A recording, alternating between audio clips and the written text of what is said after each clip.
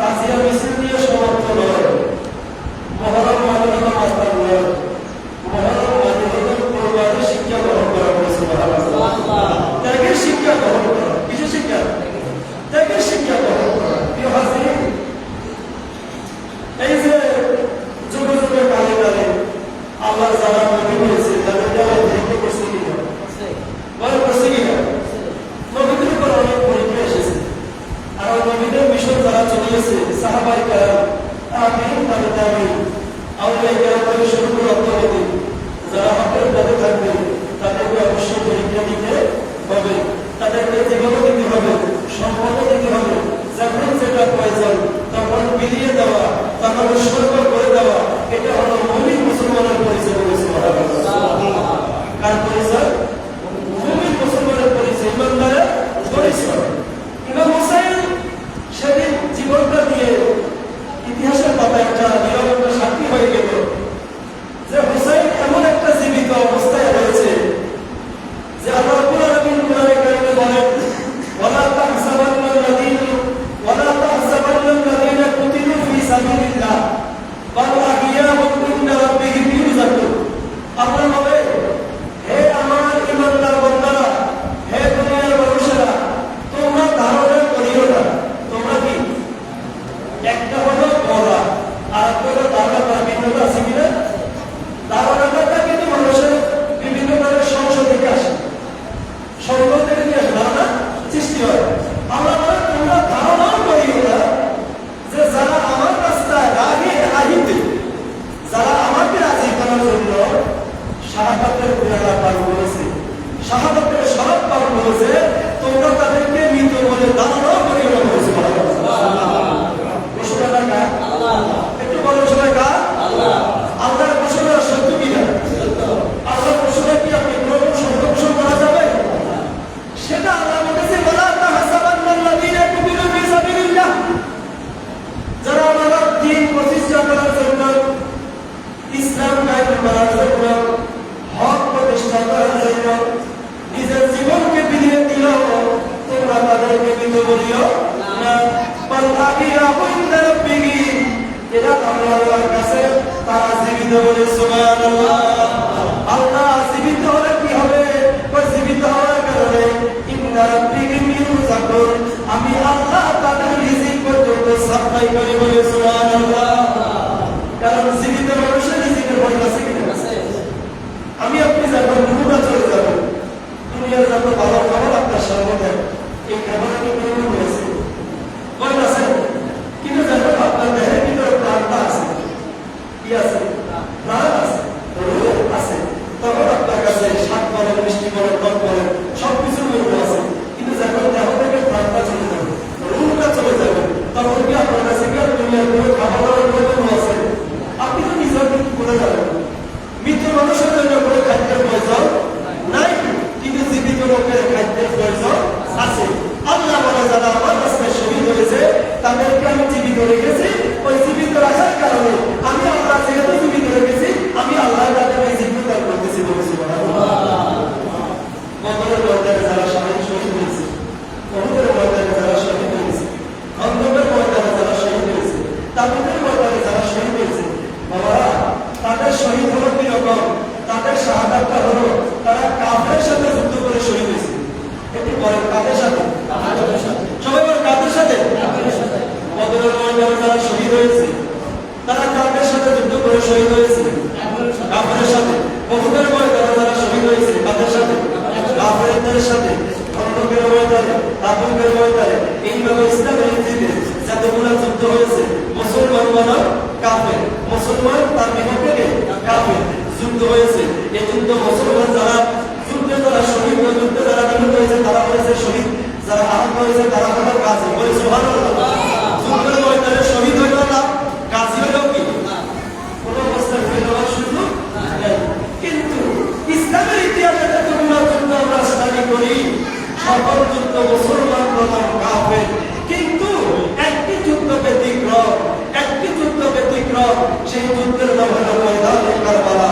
সেটা মুসলমান বনাম কাফের নয়, মুসলমান বনাম মুশরিক নয়, সেটা মুসলমান বনাম নামদারি কতগুলা নামদারি বেঈমান এবং মুনাফিকের সাথে বলি কথা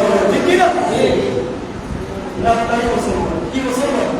সেখানে যারা কারবালার ময়দানে যারা এজিদের অনুসারী ছিল, তাদের কারো কারো কারো নাম কিন্তু শ্রীকৃষ্ণ ছিল না, কারো নাম কিন্তু রামকৃষ্ণ ছিল না, কাদের কারো নাম কিন্তু ট্রাম্প ছিল না, কারো নাম নেতানিয়াহু ছিল না, ছিল কি? কিন্তু তাদের মধ্যে অনেক আব্দুর রহমান ছিল, আব্দুর রহিম ছিল, আব্দুল জলিল ছিল, আব্দুল কুদ্দুস ছিল, আব্দুল সালাম ছিল, ছিল কিনা? ছিল বিদায় তো তারা নামাজ পড়ছে, ছিল বিদায় তো তারা পাগড়ি পরেছে, ছিল বিদায় তাদের মধ্যে দাঁড়িয়েছিল, ছিল বিদায় তাদের মাথায় টুপি ছিল। কারণ তারা তো সবাই আব্দুল রহমান, আব্দুল রহিম, আব্দুল করিম, আব্দুল জলিল। কিন্তু তাদের এত সুন্দর নাম থাকার পরেও তারা ইমাম হুসাইনকে আদর্শ হিসেবে গ্রহণ করতে পারেনি, হুসাইনকে তারা লিডার হিসেবে মেনে নিতে পারেনি। তারা লিডার হিসেবে মেনেছে কুলাঙ্গার পাপিষ্ঠ এজিদকে বলে দেওয়া ছিল। কাকে মেনেছে? এজিদকে তারা ইমাম মানছে। ইমাম বিশাল একটা জিম্মাদারের বিষয়। তারা এজিদকে ইমাম মেনেছে। কাকে? এজিদ কি 1 নম্বর না 2 নম্বর? বলেন 1 নম্বর না 2 নম্বর? 2 নম্বরের পিছনে কি হয়? 2 নম্বর কি ইমাম মানে কি নামাজ হবে? ইমাম যেহেতু 2 নম্বর, কারো নামাজ হবে বলে নামাজ পড়ে দিয়েছি আমি, এবং আমি যদি ঠিক না থাকি আপনারা ঠিক থাকলে হবে, ঠিক থাকলো কি? যদি আপনারা জমজমের আসে প্রমাণিত হবে, যদি আমি এজিদের অনুসারী করি, যদি আমি কাউকের আদর্শ পালন করি, নেতানিয়াহুর আদর্শ পালন করি, যদি ইহুদি খ্রিস্টানের আদর্শ যদি ধারণ করি, আপনারা যাতে ভাবে হন না কেন প্রমাণিত হবে না। কারণ ইমাম হলো এমন একটা জিনিস, ইমামের কারণে ইমাম যদি সহি হয়, মুসলিমের ভিতরে কথা থাকলেও ইমামের কারণে সেটা আল্লাহ কবুল করে নিতে বলেছে। কারণ ড্রাইভার হলো এমন একটা বিষয়, ড্রাইভার যদি ভালো হয়, মুসলিম ডিসিএসপি থাকলো, কমিশনার থাকলো, কোনো লাভ হবে?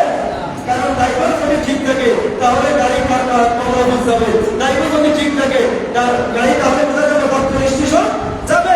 ড্রাইভার যদি ব্যাটিং হয় সেটা কমলাপুর যাবে না, সেটা বর্তমানেও যাবে না, সেটা কাশ্মীর ব্রিজে চলে যাবে। কোথায়? কাশ্মীর ব্রিজের নিচে। কিনে ভাই আমাদের তো সব ঠিক আছে, ড্রাইভার সমস্যা। কি সমস্যা? ড্রাইভারের সমস্যা। ড্রাইভারের কাশিয়ার কারণে সে জায়গার মধ্যে যেতে পারে নাই। প্রিয় হাজিরিন, এজন্য ইমাম হুসাইনকে যারা ইমাম মেনেছে, ইমাম হুসাইনের পিছনে যারা নামাজ পড়েছে, তাদের সংখ্যা হলো 72 জন। কতজন? আর এজিদকে যারা ইমাম মেনেছে, তাদের সংখ্যা হলো 22,000। কত হাজার? কত হাজার? সংখ্যা কোনটা বেশি? কোনটা ইমামের সংখ্যা? ইমামের রসুলই বেশি, এজিদের রসুলই বেশি। কিন্তু ইমানদারের পিছনে সংখ্যা কি কম? সেই কারবালার ময়দানে ইমাম হুসাইন নবীর আদর্শকে ধারণ করেছে, নবীর আদর্শ ধারণ করেছে যে ইমাম হুসাইনের জীবনে কখনো সুন্নতের ব্যাখ্যা কোনো কাজ করে নাই। এজিদ এমন একজন পাপিষ্ঠ ছিল রে, এজিদের বাবাকে নিয়ে কোনো সময় মাত্রা বলবেন না। এজিদের বাবার নাম ছিল হযরতে আমির মুআবিয়া রাদিয়াল্লাহু তাআলা। একটু বলেন কিনা? এজিদের বাবার নাম ছিল হযরতে আমির মুআবিয়া রাদিয়াল্লাহু তাআলা আনহু।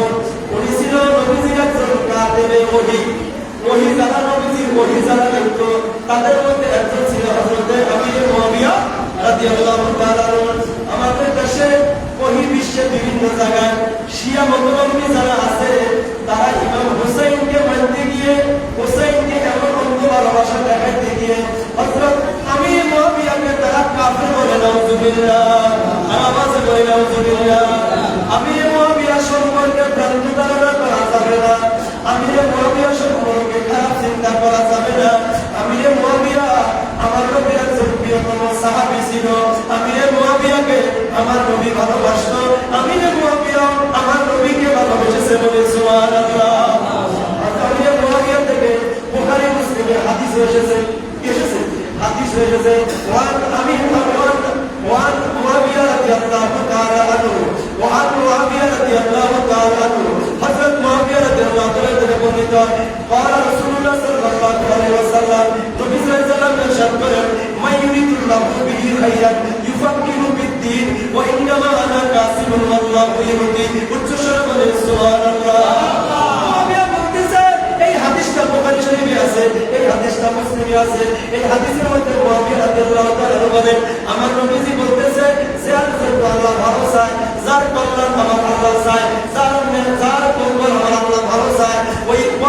আল্লাহ দ্বীনের জ্ঞান, দ্বীনের সমাজ, দ্বীনের আলেম দান করে, বলে সুবহানাল্লাহ।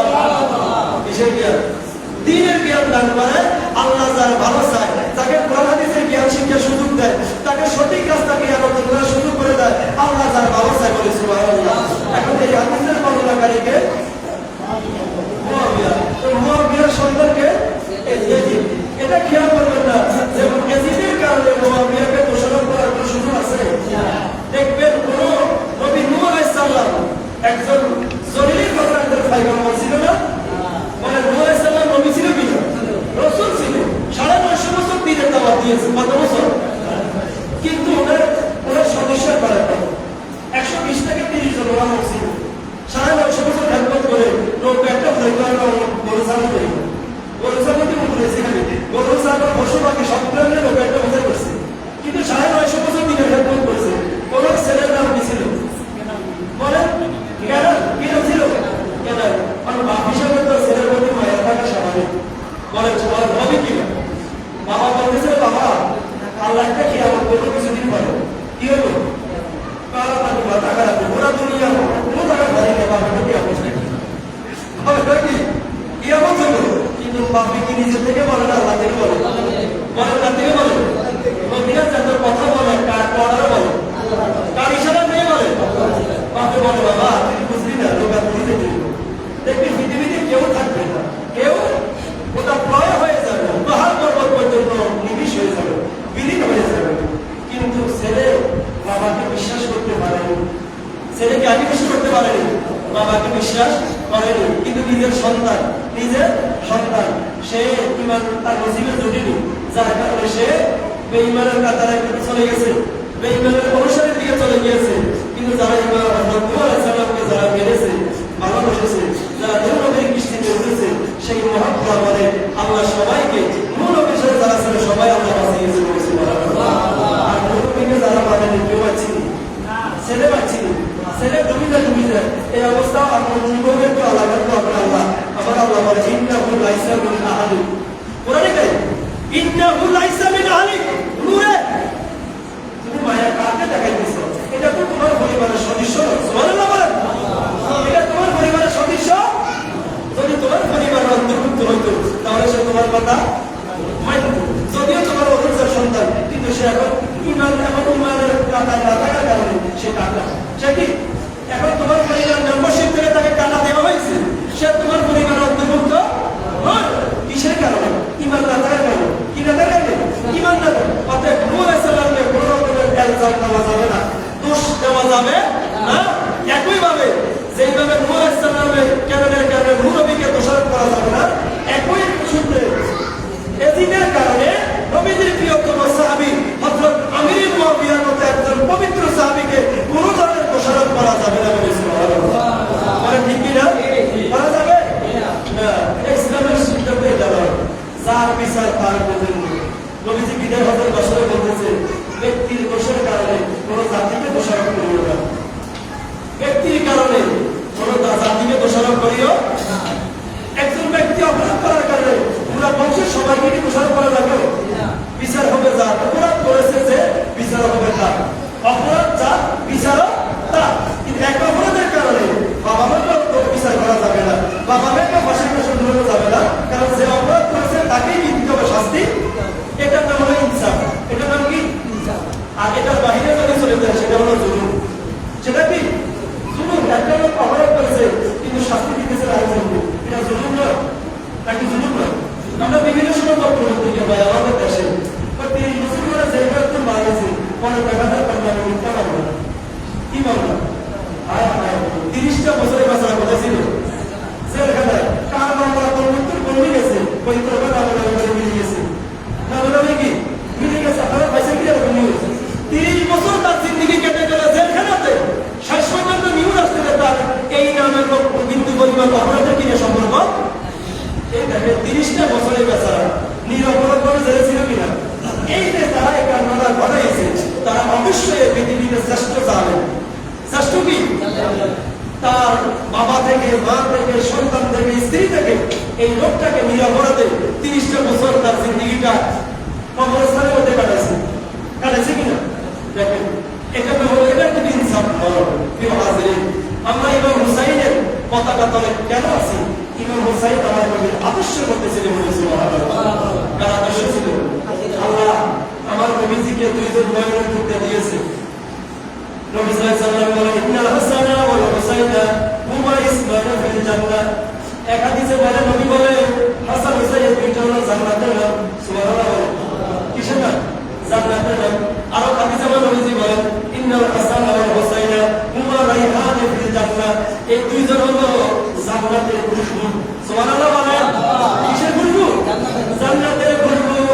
আল্লাহ হাসান হুসাইনকে এমন নকশা নমুনা দিয়েছে, নবীজির মাথা মোবারক থেকে গলা মোবারক, গা মোবারক পর্যন্ত, নবীজির মাথা থেকে গা মোবারক এই অংশটা যদি কোনো ব্যক্তি আমার নবীজির এই সুরতটা আল্লাহ হুসাইন হাসানকে দিয়েছে বলে সুবহানাল্লাহ।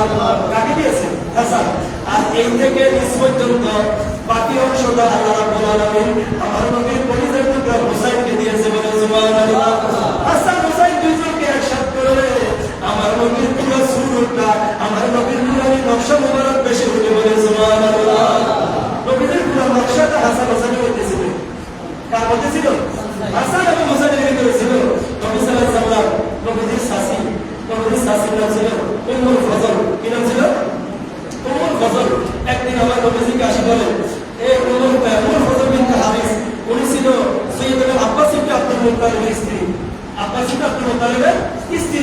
উনি একদিন নবীজিকে বলে শাসি বলতেছে ইয়া রাসূলুল্লাহ আমি একটা স্বপ্ন দেখলাম। কি দেখলাম? কিন্তু স্বপ্নটা একবারে বিরাট বিকট এক স্বপ্ন। কি রকম স্বপ্ন? শাসি একটু বলেন স্বপ্নটা কি? ইয়া রাসূলুল্লাহ ইয়া হাবিবাল্লাহ আমি স্বপ্ন দেখলাম আপনার শরীরের একটা গোশত, আপনার শরীরের একটা গোশত মোবারক, দেহের একটা টুকরা মাংস গোশত মোবারক আমি উম্মুল ফজলের গায়ের মধ্যে দেওয়া হলো, কোলে দেওয়া হলো। উচ্চস্বরে বলি আল্লাহু আকবার। আমার নবীজি বলে রাআইতে খাইরান, রাআইতে খাইরান। শাসি আপনি ভয় করিয়েন না, আপনি যে স্বপ্ন দেখেছেন যদিও দেখা যাইতেছে স্বপ্ন আলামত কঠিন ভয়াবহ, মূলত আপনি ভালো স্বপ্ন দেখেছেন বলে সুবহানাল্লাহ। কি স্বপ্ন দেখেছেন? ভালো স্বপ্ন দেখবেন। আমরা অবশ্যই দেখা যায় স্বপ্নের কিন্তু একটা ব্যাখ্যা আছে, বিশ্লেষণ আছে। যদিও দেখা যায় খারাপ, কিন্তু খারাপ ব্যাখ্যা কি? ভালো। ব্যাখ্যাটা কি? ভালো। এখন নবীজি বলতেছে শাসিকে বলতে শাসি আপনি যেটা দেখছেন এটা ভালো স্বপ্ন। কি স্বপ্ন? স্বপ্ন দেখার পরে এটাও বলা নবীজি শুনবো যে তুমি ভালো দেখেছো। কি দেখেছো? ভালো দেখেছো। তো নবীজি শাসি বলতেছে কি ভালোটা কি? ভালোটা নবীজি বলতেছে ও শাসি জান তালিতু ফাতিমা ইনশাআল্লাহ গোলামান ইয়াকুনু ফি হুজরাতি। ও আমার শাসি অনতি বিলম্বে আমার ফাতিমা একটা সন্তান প্রসব করবে। একটা গোলামান সাগীরান, গোলাম মানে ছেলে সন্তানকে বলা হয় গোলাম, আর মেয়ে সন্তানকে বলা হয় জারিয়া। আমার নবীজি বলে ও শাসি জান আমার ফাতেমা অনতি বিলম্বে একটা সন্তান প্রসব করবে। ওই সন্তান দুনিয়াতে আসার পরে আপনি শাসি করে দেওয়া হবে বলে সুবহানাল্লাহ। স্বপ্ন ব্যাখ্যা যে আপনি যে স্বপ্ন দেখলেন যে আমার শরীরে একটা প্রশ্ন আপনার করে দেওয়া আছে, এই স্বপ্নটা হলো যে হুসাইন হলো আমার কলিজার টুকরা, হুসাইন আমার দেহের একটা অংশ। এটা দুনিয়াতে আসবে, কিছুদিন পরে দুনিয়াতে আসবে, আসার পরে সর্বপ্রথম আপনার করে দেওয়া হবে বলে সুবহানাল্লাহ। এটা কি দেওয়া হবে? আপনার করে দেওয়া হবে। নবী সাল্লাল্লাহু আলাইহি ওয়াসাল্লাম তাহলে হুসাইন এখনো দুনিয়াতে আসেনি, নবীজি বলছে কিনা? মরণ বলছে কিনা? এখন আমরা কিন্তু ডাক্তারের বিজ্ঞানকে মানি, সায়েন্স মানি, আমরা টেকনোলজি মানি, ল্যাবরেটরি বিশ্বাস করি যে ডাক্তার বলছে ছেলে হবে না মেয়ে হবে, এটা বিশ্বাস করি। রহমতুল আলামিন বলছে, এটার ক্ষেত্রে আমরা বলি যে এটা কি বলতে পারেন? বলি নাউজুবিল্লাহ। যদি ডাক্তার বলতে পারে নবী বলতে পারে কিনা? একটু আওয়াজে বলে বলতে পারে কিনা? একটু ইমানি শুনে বলতে পারে কিনা? ডাক্তারের জ্ঞান বেশি না নবীর জ্ঞান বেশি? ডাক্তারের জ্ঞান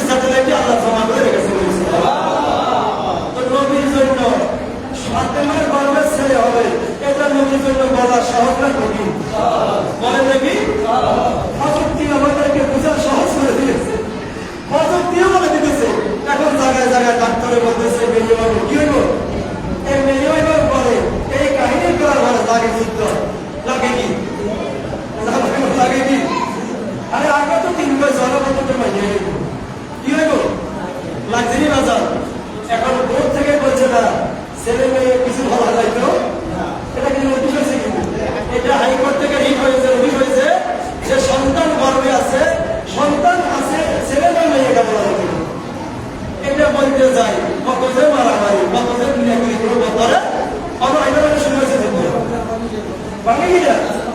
এই যে বর্তমান প্রেক্ষাপট প্রযুক্তি আমাদেরকে বুঝাই দিতেছে যে আল্লাহর নবীদের জন্য যা আমাদের চোখে দেখা যায় না, নবীদের জন্য এটা বলা অতীব সহজ করেছিল।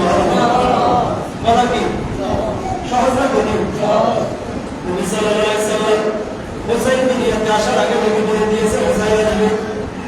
হুসাইন রাদিয়াল্লাহু তাআলা দুনিয়াতে আসার আগে আমার নবী বলে দিয়েছে। শুধু তাই নয়, হুসাইন দুনিয়াতে আসার পরে দুনিয়ার মধ্যে আমরা কেউ না হয়, কেউ খারাপ হয়, কেউ মেডিকেল, কেউ হাসপাতালে সন্তান জন্ম হয়। হুসাইন দুনিয়াতে আসার পরে মা ফাতেমার ঘরে দুনিয়াতে আসলো। আসার পরে হুসাইনের চেহারার মধ্যে কোনো হাসি নেই, হুসাইনের কোনো সালাম নেই, হুসাইন চোখ বন্ধ করে গেছে। উমর ফাজলের কাছে সর্বপ্রথম হুসাইন দুনিয়াতে আসার আগে সাসি করে দেওয়া হলো। সাসি নিয়ে আসলো, নবীজি আপনার ফাতেমার ঘরে আপনার সন্তান এসেছে, আপনার নাতি এসেছে, কিন্তু নাতির কোনো খোঁজ খবর নাই।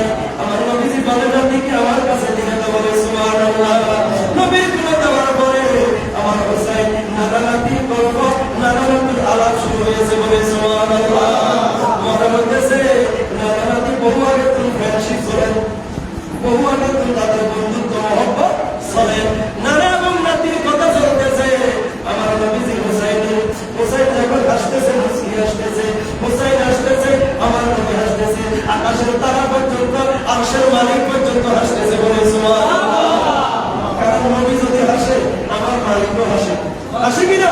কারণ আমার আল্লাহ বলে বন্ধু আপনার হাসিটা, আপনার তাবাসসুম হাসি আমি আল্লাহর কাছে বেশি ভালো লাগে, বলে সুবহানাল্লাহ। বেশি ভালো লাগে। হুসাইন রে, দুনিয়ার কোনো বাজারের জিনিস দিয়ে তোমাকে তাহারিক করাবো না, বাজারের জিনিস দিয়ে তোমার খাবার শুরু করবো না। আমার নবী সর্বপ্রথম হুসাইনের মুখের মধ্যে নবীজির লালা মুবারক, নবীজির থুতু মুবারক দিয়ে দিল হুসাইনকে। হুসাইনকে দেওয়ার পরে হুসাইন আমার নবীর থুতু মুবারক পান করছে। এই অবস্থার মধ্যে জিব্রাইল আমার নবীর কাছে এসে গেল, ইয়া রাসূলুল্লাহ, ইয়া হাবিবাল্লাহ, আপনি যাকে নিয়ে আজকে খেলাধুলা করতেছেন, আনন্দ করতেছেন, ওগো নবীজি আপনার এই কলিজার টুকরাকে, আপনার কতগুলো নামদারি মুসলমান যাদের মধ্যে নামাজ থাকবে, দাঁড়িয়ে থাকবে, টুপি থাকবে, ফাঁকি থাকবে, কিন্তু তাদের মধ্যে আহলে বাইতের মহব্বত থাকবে না। ওই সমস্ত এজিদের অনুসারীরা আপনার হুসাইনকে শাহাদাত বরণ করবে। আমার নবীর সাথে সাথে কান্নায় চলে গেল। নবীজি কান্না শুরু করলো, ও আল্লাহ তুমি বুঝি আমার হুসাইনকে কবুল করে নিয়েছো। আল্লাহ আমি আল্লাহ তোমার উপর খুশি আছি, তোমার উপর রাজি আছি। আমার হুসাইনকে তুমি শাহাদাতের মাকাম দান করবা। ও আল্লাহ তবে আমি তোমার কাছে দোয়া করি, এই শাহাদাতের সময় এটা বড় কঠিন পরীক্ষা। আল্লাহুম্মা আতি হুসাইনা সাবরা ওয়া আজরা। উচ্চ স্বরে বলি সুবহানাল্লাহ। আমি জীবন ছেড়ে আল্লাহ আমার হুসাইনের ওই পরীক্ষার সময় ময়দানে কারবালায় যেদিন এজিদের বাহিনী আমার হুসাইনের দেহটা দ্বিখণ্ডিত করবে, আল্লাহ আমার হুসাইনকে ওই সময় তুমি ধৈর্যের মাকাম দান করিও, বলে সুবহানাল্লাহ। আমাদের বলি সুবহানাল্লাহ। নবী কি জন্য দোয়া করছেন? ধৈর্য। কিসের জন্য? ধৈর্য ধরার জন্য দোয়া করেছেন। বন্ধুরা, বাবারা, আজকে আমরা যে কোনো বিষয় আমরা নার্ভাস হয়ে যাই, ধৈর্য আমাদেরকে লাগবে। আজকে সারা দুনিয়া জুড়ে আমরা যারা হুসাইনি মুসলমান, যারা হুসাইনকে ভালোবাসি, আমরা শিয়ার অনুসারী নয়, আমরা রাফিজিও নয়, আমরা খারেজিও নয়, আমরা নেতাজিরাও নয়। আমাদের পরিচয় হলো নবীজি বলেছে এই যে কিয়ামতের আগে আমার উম্মতের মধ্যে 72টি দল হবে, একটি দল হবে জান্নাতি, সেই দলের নাম হলো আহলে সুন্নাত ওয়াল জামাত। উচ্চ স্বরে বলে সুবহানাল্লাহ। এই ঘোষণা কার? আমার নবীজি। এই ঘোষণা কার? বলেন এই ঘোষণা কার? আর আমার নবীজি যে ঘোষণাগুলো দেয় সেটা আল্লাহর পক্ষ থেকে খবর পেয়ে মেসেজ পাওয়ার পরে দেয়, বলে সুবহানাল্লাহ। আর আওয়াজে বলে সুবহানাল্লাহ। প্রিয় হাজিরিন, আমরা হুসাইনের আদর্শ যদি লালন করি, হুসাইনের আদর্শের ভিতরে নামাজ আছে কিনা? বলে আছে কিনা? কি নামাজ আছে? শুধু তাই নয়, দুনিয়া থেকে যখন চলে যাবে তখন এজিদের বাহিনীকে বলতেছে, শিবারকে বলতেছে আমি সেজদা করে যেতে চাই, বলে সুবহানাল্লাহ। কারণ আমার নানা যান এই সেজদা প্রতিষ্ঠা করার জন্য আমার নানা সরাসরি 27টা যুদ্ধের সেনাপতি হয়েছে, বলে সুবহানাল্লাহ। অতএব সেই সেজদাকে মাইনাস করা যাবে না। হুসাইনের আদর্শ যারা ধারণ করে তারা নামাজ পড়বে কিনা? রোজা রাখে কিনা?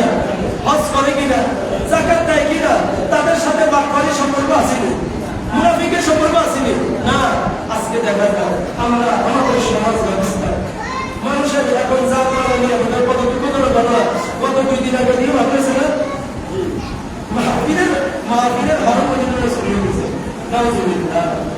আমার আজকে যেটা শুনলাম, আমার মসজিদের সেক্রেটারি সাহেব ভাই শরীফ ভাই নাকি ওনার একটা মানুষের পথে ভালো জিনিসের জানা বেশি, ভালো জিনিসের কি জানা বেশি, যে জিনিসটা আপনি ফালেন, একটা বাকিও যদি আপনি ফালেন তার সাথে কিন্তু মায়া হয়ে যায়।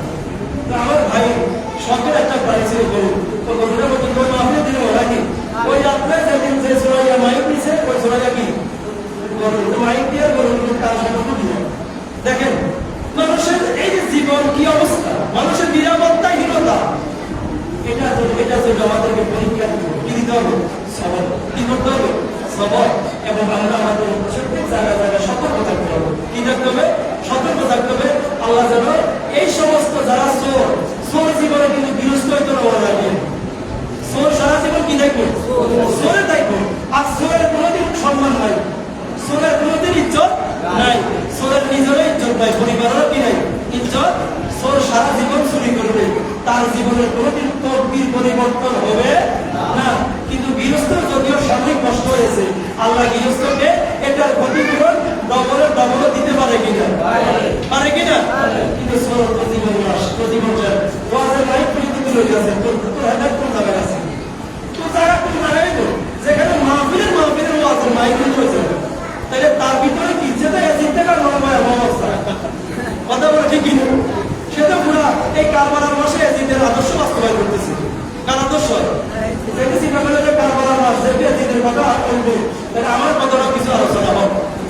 আমার কথাটাও কি সেই আলোচনাটা কি ভালো না খারাপ? তার উপর লানত এবং অভিশাপ এবং কি লানত যারা মানুষের এই সম্পদ নিয়ে যায়। আল্লাহ আমাদের সমাজকে যেন রক্ষা করে, হেফাজত করে, সকলে বলে আমিন। হুসাইনি আদর্শ ধারণ করে যেন দুনিয়া এবং আখিরাতে আমরা বাঁচতে পারি, সকলে করে তৌফিক দিয়ে সকলে বলে আমিন।